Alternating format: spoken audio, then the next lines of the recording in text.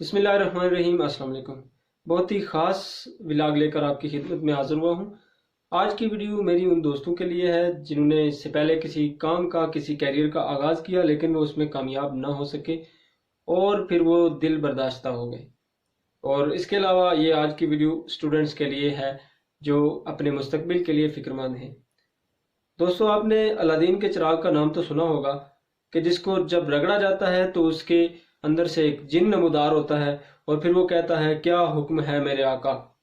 تو پھر اس کو جو بھی حکم دیا جاتا ہے وہ اس کی تعمیل کرتا ہے اور وہ آپ کی ہر خواہش کو پورا کرنے کی کوشش کرتا ہے، آپ کے مشکل سے مشکل کام کر گزرتا ہے اور پھر یہ ہوتا ہے کہ آپ کی فتح، آپ کی شکست فتح میں اور آپ کی ناکامی کامیابی میں بدل جاتی ہے۔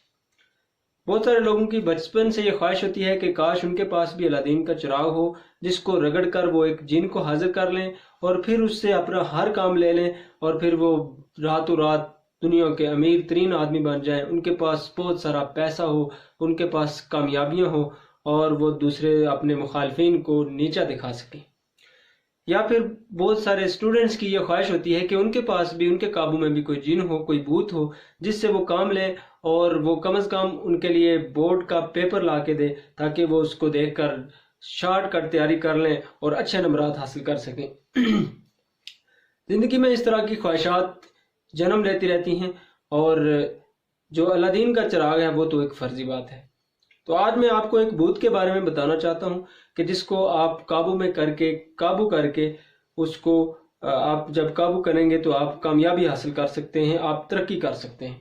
میں کوئی عامل بابا نہیں ہوں، نہ ہی میں کوئی کالا، نیلا یا پیلا یا سفید علم جانتا ہوں، نہ میں اس کی بنیاد پہ بات کرتا ہوں۔ یہ ایک ایسا بھوت ہے جس کو آپ اپنے عقل و شعور سے قابو میں کر سکتے ہیں۔ آپ نے سنا ہوگا کہ فلاں شخص پہ فلاں چیز کا بھوت سوار ہے۔ جیسے کہ ایک بچے کو بچپن میں یہ بتایا جاتا ہے کہ بیٹا آپ نے ڈاکٹر بننا ہے، تو پھر اس کے سر پہ ڈاکٹر کا بھوت سوار ہو جاتا ہے، چاہے اس کے اندر ڈاکٹر بننے کی صلاحیتیں ہیں یا نہیں، یہ ایک الگ بات ہے۔ پھر جب وہ ڈاکٹر نہیں بن پاتا، اگر وہ ڈاکٹر بن گیا تو پھر تو اچھی بات ہے، اگر وہ ڈاکٹر بن نہیں پاتا تو پھر اس کے سر پہ ہمیشہ ڈاکٹر کا بھوت سوار رہتا ہے، پھر جو اس کو خواب میں بھی آ کے ڈراتا رہتا ہے۔ اگر کسی نے انجینئر بننے کا خواب آنکھوں میں پالا، اگر وہ انجینئر بن گیا تو بہت اچھی بات ہے، اگر وہ انجینئر نہ بن پایا تو پھر انجینئر کا بھوت اس کے ساتھ سائے کی طرح لپٹ جاتا ہے اور قدم قدم پر اس کے آگے رکاوٹ بن کے کھڑا ہو جاتا ہے۔ اگر کسی نے کاروبار کا آغاز کیا اور کسی کاروبار میں اپنا پیسہ لگایا اور اپنا خواب دیکھا کہ اس کاروبار میں میں نے ترقی کرنی ہے، اگر وہ ترقی نہ کر پایا تو پھر کیا ہوا؟ پھر اس کام کا، اس کاروبار کا بھوت اس کے سر پہ سوار ہو گیا جس نے اسے کہیں کا نہیں چھوڑا۔ وہ زندگی میں کبھی آگے نہ بڑھ سکا، جہاں تھا وہیں کا رہ گیا اور وہ کہیں کا نہ رہا۔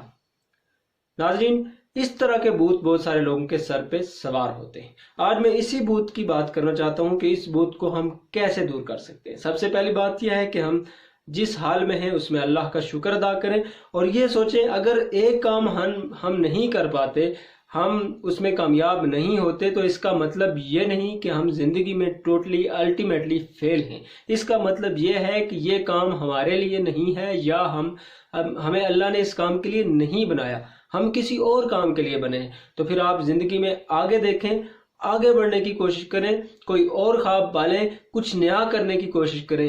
زندگی میں جو آپ کے اوپر پرانے بھوت سوار ہیں ان بھوتوں کو اتار پھینکنے کی کوشش کریں۔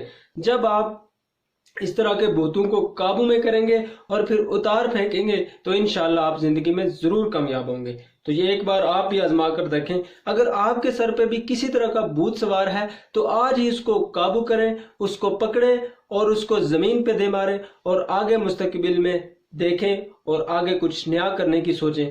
اللہ رب العزت ہم سب کا حامی و ناصر